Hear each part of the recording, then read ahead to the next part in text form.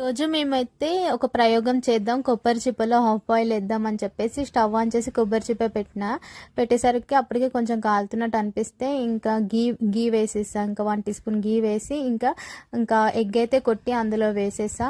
ఇలా వేసేసరికి ఇంకా కొంచెం కాలుతూనే ఉంది సైడ్లలో, అయినా కూడా వేద్దాంలే అవుతుందేమని చెప్పేసి ఇంకా కొంచెం సాల్ట్, ఇంకా కొంచెం కారము, కొంచెం ధనియాల పొడి అయితే వేసేసా.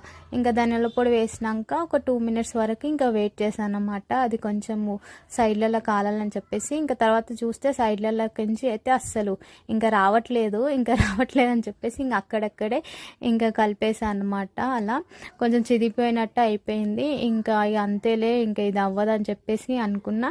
అండ్ సైడ్లలో మొత్తం అయితే కాలిపోతూనే ఉంది. ఇంకా సరే అయినా కూడా ఫైనల్గా ఎట్లయినా చేద్దామని చెప్పేసి ఇలా అయితే చిదిగిపోయేటట్టు అయితే మాకు ఆమ్లెట్ అయితే రెడీ అయిపోయింది. అండ్ టేస్ట్ వచ్చేసరికి కొంచెం స్మోకీ ఫ్లేవర్ అయితే